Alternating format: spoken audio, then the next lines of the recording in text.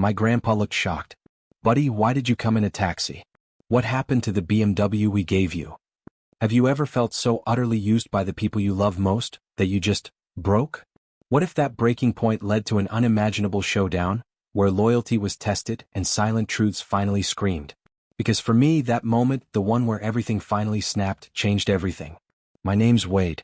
I'm 26, the oldest grandchild, the quiet fixer in a loud, chaotic family. If something wobbles, I shim it. If someone forgets a birthday, I'm the one driving across town with a cake and a Sharpie, no questions asked. I run a small workshop in a rented garage, painting Christmas ornaments, glass robins, tiny cabins with frosted windows, little snow globes that actually hold their seal. My hands smell like lacquer most days. I like checklists, coffee that tastes like pennies, and the satisfaction of a perfectly straight paint line when my wrist doesn't shake. People always called me patient. The truth? I'm conflict allergic. I learned early that a calm voice and a credit card solved most family emergencies faster than any argument ever could. That's our Wade, Mom would say. He's steady. That Saturday morning, though, steady felt like a lifetime ago. I arrived at my grandparents' house in a taxi, my hands full of sample boxes for the holiday market. No, the BMW wasn't in my life anymore. I still had glitter in my hair from a batch of snowflakes that shed like nervous cats, and I was halfway up the porch, juggling a box with my knee when Grandpa opened the door. He was in his usual sweater vest, looking warm and surprised. "Buddy," he said, genuinely confused, "why a taxi? What happened to the BMW we gave you for your 21st birthday?" I froze. The screen door sighed on its spring, the sound echoing in the sudden silence. In the hallway mirror, I caught a glimpse of myself, tired, smudged, looking exactly like the kind of guy who would say, "It's fine. It's nothing. Don't worry." But before I could even open my mouth, my mother swept out from the dining room, a bright, practiced smile fixed on her face. A smile that meant she'd already written the script. "Oh, that car?" she chirped, like she was delivering a punchline we'd all enjoy. "That car belongs to his sister now." The air in the room suddenly dropped 10 degrees. My uncle stopped chewing. The old clock in the foyer began ticking incredibly loud. Grandpa went completely still. He looked from Mom to me and then back to Mom again, like he was trying to read labels on cans he didn't remember buying. "Belongs to who?" he asked, even though I knew he'd heard every single word. "To Bree," Mom answered, her voice dripping with faux pride. "You know how hard she works. Wade hardly drives, he just paints little balls." She made a soft ha-ha sound, the kind that pretends to be kind but lands like a slap. My uncle snorted right on cue. "Mom?" I managed, my voice doing this thin, embarrassing thing. Then Bree herself poked her head around the corner, straw in her water, a ring-light reflection in her eyes. "It's just logistics," she chirped, completely unbothered. "I have meetings." Grandpa rubbed his jaw once, the way he always does when he's doing complex mental math. Then he gently patted my shoulder. "Come in, son," he said, leading me to the table. He didn't argue. He didn't raise his voice. He just folded his napkin and, in that same polite tone he uses with contractors who overbid, started asking questions. I wish I could tell you I said something sharp, something powerful. I didn't. I slid into the chair next to him, pressing my thumb into the cardboard of a sample box until I felt its edge bite my skin. I took a breath and I tasted metal. "When did the car start belonging to your sister?" Grandpa asked, his gaze steady on me. "Dad," Mom warned, her voice tight. "Let the boy speak," Grandpa replied, his eyes never leaving mine. The truth, raw and painful, crouched in my chest. I could feel it scratching. "I don't know," I finally said. "It just happened." And that was the worst part. It had just happened so many times before. See, people romanticize family business. They picture cinnamon in the air, a bell over the door, cousins laughing as they tie bows. In my family, business was the word you used when you needed Wade to swipe his card without asking questions. I started Wade Works Ornaments at 19, after a seasonal job packing craft kits. My first paycheck, I bought a used airbrush with a temperamental trigger and a box of misprinted glass bulbs, cheap, from a closing party store. Nights, I watched videos about hand lettering. That first Christmas, I set up a folding table outside a grocery store, freezing my face off while painting. Ava, Logan, Coach Ben, names I still remember because those people stopped and smiled at a kid doing careful work. By 21, I had regulars, teachers who returned every year, couples who ordered tiny versions of their house with the right number of windows. The BMW? That was Grandpa's idea. A craftsman needs reliable wheels, he declared, marching me to a dealership. He ignored the shiny, stupid cars and picked a sensible used sedan with good brakes and a trunk big enough for market racks. He shook the sales guy's hand and said, "This isn't for show. This is for work." He handed me the keys with this practical pride that was warmer than any speech. Mom smiled for the photo, but later that smile cooled.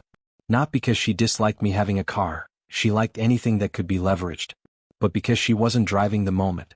"We keep things balanced," she'd say.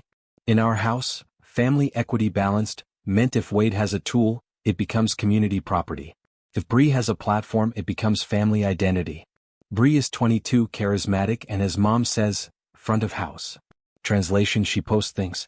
She talks into cameras like they're people and people talk back. Once in high school she got a free pair of leggings for a brand shout-out, and you would have thought she discovered penicillin. The creep started small. Bree needed a ride to a collab. Bree needed to borrow the BMW just for the weekend. Mom needed the business debit card for a little ad spend to help everyone. She asked for my login so I can support you with marketing. I said yes because saying no in our house felt like slamming a door in a library. Everyone hears. Everyone acts offended. Then came the first loan. Mom called while I was sealing a dozen tiny reindeer. "Honey," she said in her sugar-sweet voice, "your father's hours got cut this month. Could you front the mortgage? Just until the tax return." I did it.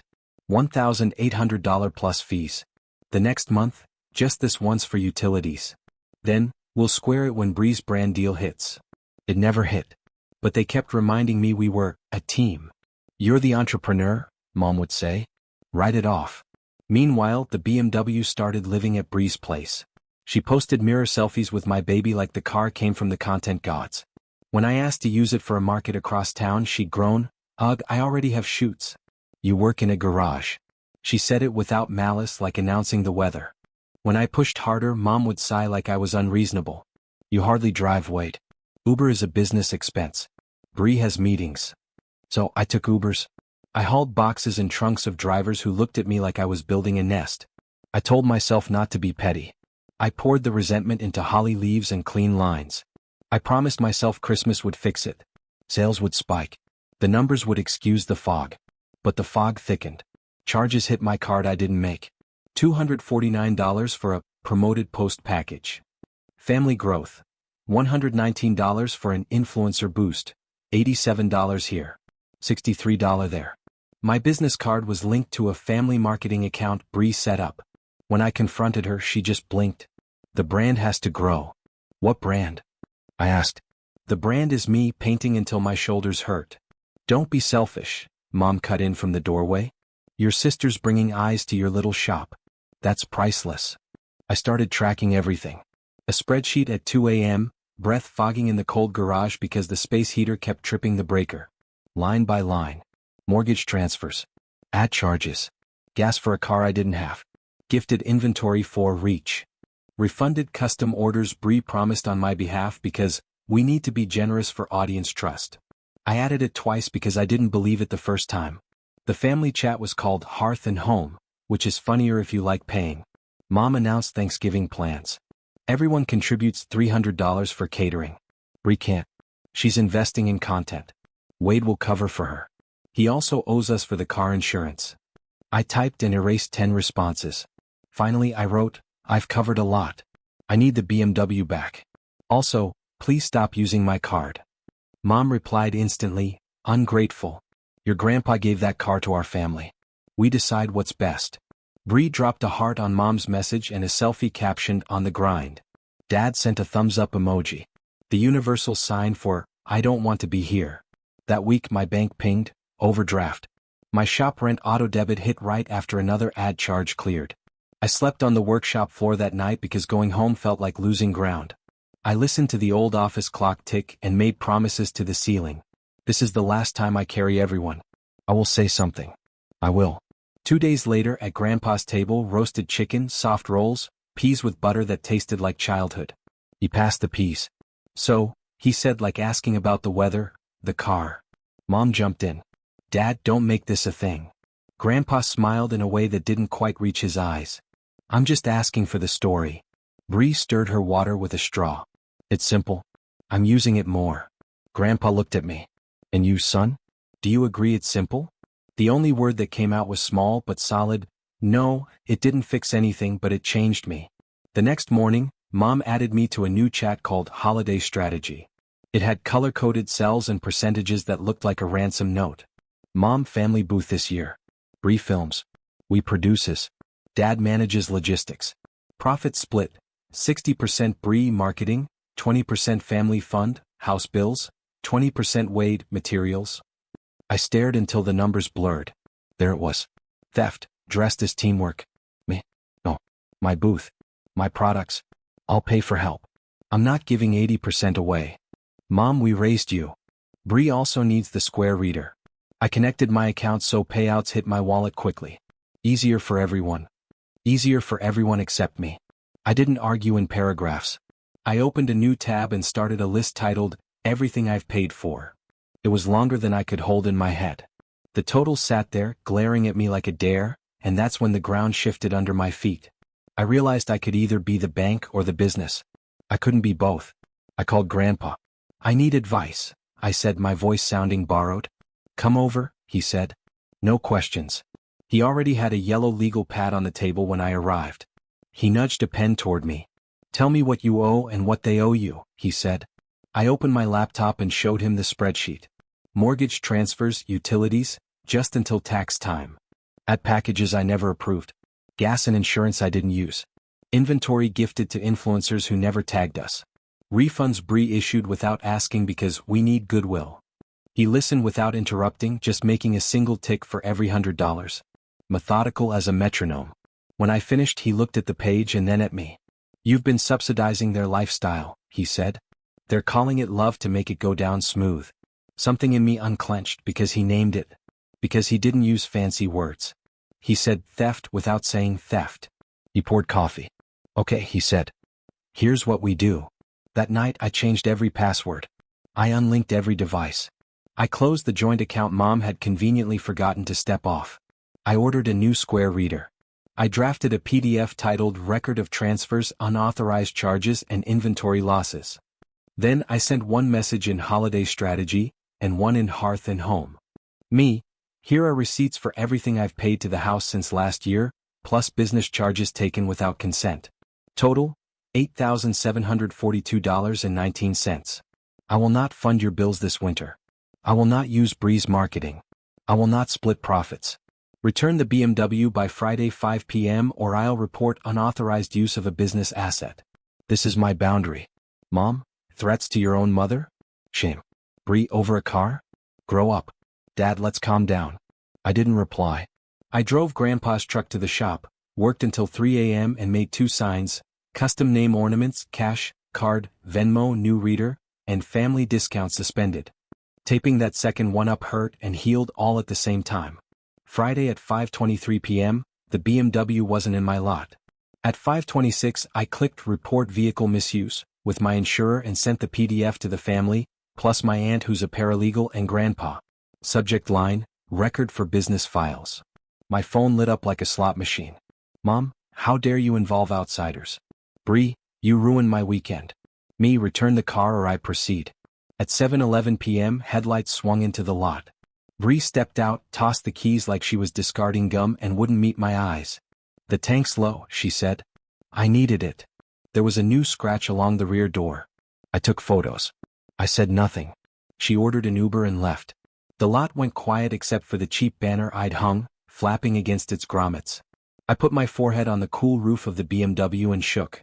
Relief, rage, grief all braided together. Then my phone buzzed. Grandpa, proud of you. Come by tomorrow. I slept 4 hours and went to the market before dawn. December markets are a battlefield of smiles. You're freezing. Your feet ache. Your brain whispers that you underpriced everything. But that first weekend after I drew the line, I felt light, like I'd put down a box I didn't realize I was carrying. Grandpa showed up at 9 sharp in his old wool coat. He bought 6 ornaments he didn't need. He handed me a thermos of coffee and took the spare stool behind the table, commenting on my lettering like a baseball announcer. Good curve on that G-dot. He didn't mention Mom. He didn't have to. By noon I'd sold out of the dog bone ornaments. A woman asked for Milo, with a tiny heart. While I wrote, my phone vibrated non-stop with Mom's alternating guilt and fury. Mom, You embarrassed us with that email. Mom, if the insurance goes up, you're paying. Mom, we're family.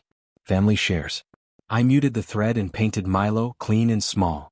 At 2, Dad drifted up to the booth, his hands in his jacket like they weren't allowed out. Your mother's upset, he said to the air near my ear. I know about the money. I won't discuss it without Grandpa, I said. My voice was steady. I didn't recognize it at first. He nodded once and left like a man who'd walked into the wrong waiting room. By evening, Mom had posted on Facebook about children who forget who fed them, and tagged me. An aunt called to say, apologize. Another aunt texted, proud of you. Quietly. Always quietly. Sunday morning, Grandpa called a family coffee. Everyone came because when Grandpa asks, you come. He had 2 folders on the table, my spreadsheet and a thin stack of documents with tabs. Mom launched fast. Dad, Wade is blowing this up. Bree needed support. He's punishing her. The car. Grandpa held up a hand. We'll start with numbers. He tapped the folder. Wade has transferred just under $9,000 to your household this year and paid about $2,000 in business charges for the family without authorization. He also lost use of a vehicle I purchased specifically for his work. He looked at Bree. That is theft by use, even if you didn't intend harm. Bree's mouth opened and closed. Mom laughed, a brittle sound. Dad, don't use legal words. This is family. Family, Grandpa said, his voice firm. Should be the last place you encounter theft. Silence. The refrigerator hummed. Dad studied the grout. Grandpa turned to me. What do you want, Wade? I didn't give a speech. I said 3 things. I want the charges stopped. I want repayment on a plan. And I want a boundary. My business is mine. Grandpa nodded. Good. He slid the thin stack of documents to me. And I want you safe. Years ago, I set aside a small trust meant for family needs. After watching how needs have been defined here, I've reassigned it to you for the business. It's not a fortune. It's enough for a proper lease and a second workbench. Mom's chair scraped loud. You can't reward his tantrum, she snapped. Color climbed her neck. You're encouraging selfishness. Grandpa's eyes were kind and unmovable. I'm encouraging work, he said. And boundaries. Dad tried a middle path. Maybe Wade could still contribute to the house after things stabilize? No, I said. Quiet. Firm. I won't fund the house. If you need help, I'll bring groceries when I can. That's where it ends. Mom pointed at me, her fingers shaking. You owe us. We raised you. You raised me to be useful, I said. I'm choosing to be respected. Bree's voice came small. So, where does that leave me? I was counting on, collapse. If your brand needs your brother's money to exist, Grandpa said gently, it isn't a brand. It's dependence. Bree looked like she might cry, then got mad at herself for almost crying. Whatever, she mumbled. I'll figure it out. I hope you do, I said. And I meant it. No dramatic ending. No group hug. I took the folder and went back to the workshop. That week, I signed a short lease on a corner unit with big windows you can clean from the inside. I moved my racks at night with help from my neighbor, a night shift nurse who refused cash and accepted a Best Neighbor 2025 ornament instead. I printed a clean window sign with store hours and custom orders welcome. I posted one video, hands only, no face, just me dotting snow on a tiny blue mailbox. It got 100 likes from strangers and one from Grandpa who doesn't even have an account, which means my cousin showed him how, and he pressed the heart on purpose. Mom adjusted strategies. She asked if I could loan Bree some blanks so she could start her own line. I said no. She frowned like I'd broken a vase. She asked to borrow the BMW for Dad to check something under the hood. I said the car stays in my lot with a steering wheel club lock. Dramatic, she huffed. Okay, I said. And that was the whole conversation. A local paper ran a tiny piece on holiday makers. They photographed my hands because my nails are permanently silver, and the reporter thought that was atmospheric. The caption read, Small shop, steady hands. Grandpa clipped the article and stuck it on his fridge with a tomato magnet. He pointed to it every time I visited like it might change size if we believed hard enough. On Christmas Eve, I closed early and took a box of seconds to the senior center. Paint smudges and crooked hats, ones I'd never sell. The manager cried and said, These are perfect to us. On the way home, I drove past my parents' house. Through the window, Bree filmed by the tree, smile wide, lights perfect.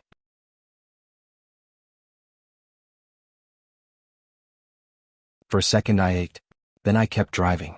I had cocoa to make and a shop to open in the morning. January was quiet. Quiet is how you hear yourself think. I used the trust money to fix a leak, buy a proper spray booth, and hire a high school kid named Jess for afternoons. Jess labels straighter than I do and tells me when my display looks like a dad's shelf, which is apparently an insult and a compass. We laugh a lot. Mom still sends occasional probes. Family dinner, bring ornaments. I don't go. I reply, can't, shop hours, which is true and also boundary language. Sometimes she replies with a thumbs down, sometimes nothing. Dad came in twice and bought Fisherman 1989 ornaments with cash. He stood like a man on a boat he didn't trust. Your grandpa's proud, he said. He says you did right. I wrapped the boxes and said, good. Bree posted a rebrand video in February. Lifestyle, thrifting tips, apartment resets. She didn't ask for blanks again. She came in once, bought a tiny camera ornament for a friend and paid full price. We didn't hug. We didn't fight. We were just two adults at a counter. It felt like a start.